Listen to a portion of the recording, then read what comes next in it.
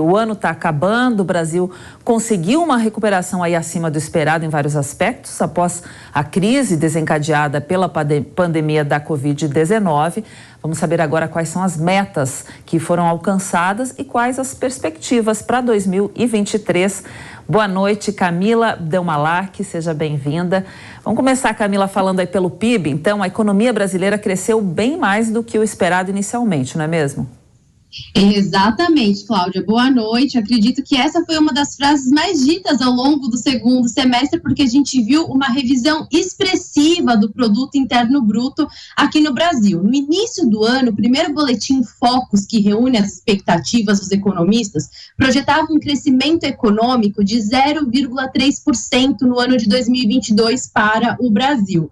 No entanto, a gente viu que essa expectativa alcançou o patamar de 3%, porque houve uma surpresa positiva com o setor de serviço aqui no Brasil, o setor de serviços que responde por 70% do produto interno bruto, com o processo de reabertura da economia, de vacinação, a retomada do trabalho presencial. Isso fez com que o produto interno bruto aqui no Brasil surpreendesse positivamente. Inclusive, esse setor foi o que garantiu mais da metade da geração de postos de trabalho com carteira assinada. O CAGED, divulgado nessa semana, mostra que no ano de 2022 foram criados mais de 2,4 milhões de postos de trabalho, que contribuiu para a recomposição de renda da população. E mesmo com a taxa de 5, com freio de mão puxado, o Brasil conseguiu alcançar de 3%. Essa expectativa, o dado vai ser confirmado apenas no mês de março de 2023, mas tudo indica que nesse patamar. Falando de inflação também, Camila, o que você pode adiantar? Qual o balanço que se faz até nesses 4 anos de governo e qual é a expectativa daqui para frente?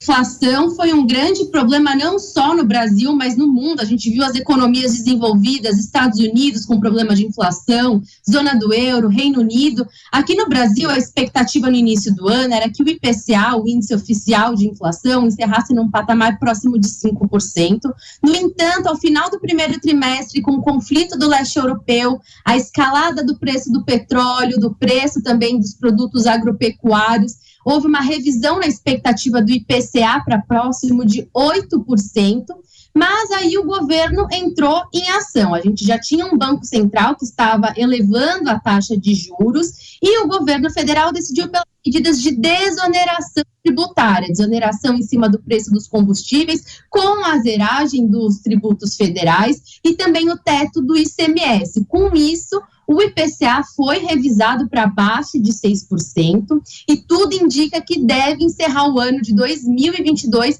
com o IPCA ao redor de 5,6%, por conta da elevação de juros aqui no Brasil e também a importância das medidas de desoneração tributária em cima dos preços de combustíveis e energia elétrica. Cláudia. E sobre as contas públicas, Camila, elas ficaram dentro do esperado?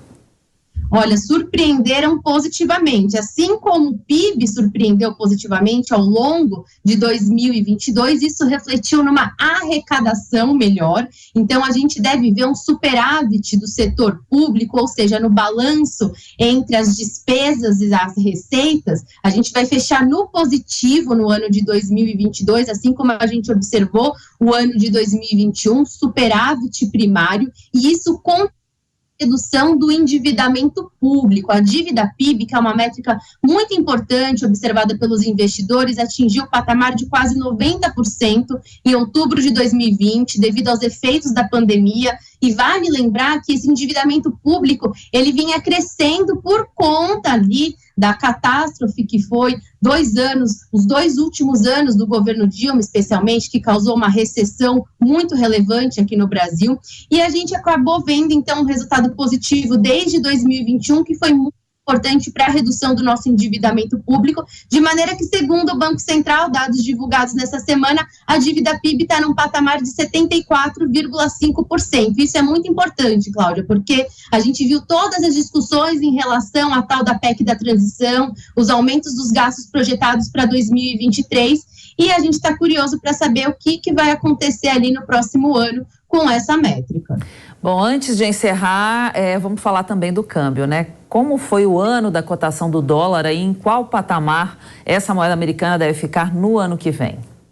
Bom, a gente também teve uma surpresa positiva quando a gente olha para o dólar, porque no início do ano os economistas falavam que o dólar ia fechar no patamar de R$ 5,60, o mesmo patamar do fechamento de 2021.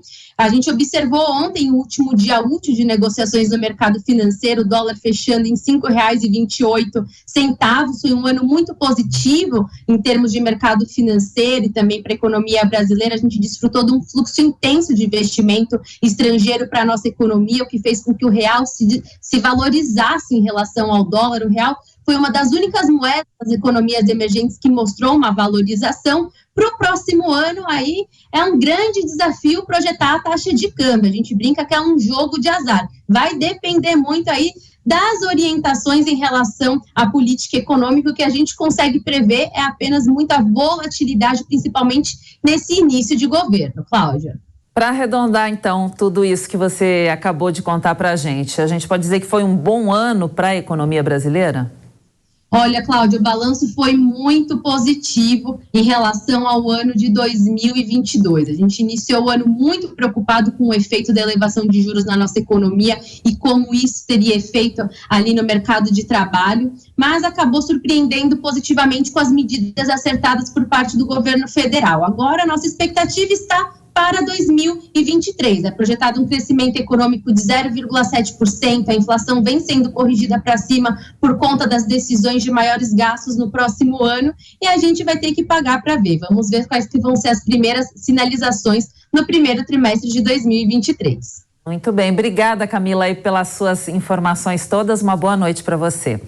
Vamos chamar o Constantino, então. Constantino, você também que é economista, gostaria da sua análise aí sobre este ano, economicamente falando aí sobre o Brasil. Bom, eu acho que a análise já está feita pela especialista, né? Eu, obviamente, estou junto com muita gente bastante preocupado. A gente sabe que a mentalidade dessa equipe que vem aí na área econômica é uma mentalidade ultrapassada, não acredita em livre mercado, não acredita em privatização, não acredita na inserção do Brasil num contexto global. Quer dizer, querem, de alguma forma, tentar usar o Estado como locomotiva do progresso, da justiça social. É uma visão desenvolvimentista, inflacionária, perdulária. Isso não deu certo em lugar nenhum do mundo. O presidente deixou muito claro isso na live dele hoje. A esquerda não consegue entregar resultado. Ela tem muito discurso, ela tem muita narrativa, conta com o apoio da imprensa. Ela só não consegue entregar resultado. Os 5 países com maior índice de inflação na América Latina são todos eles dominados pela esquerda radical lulista.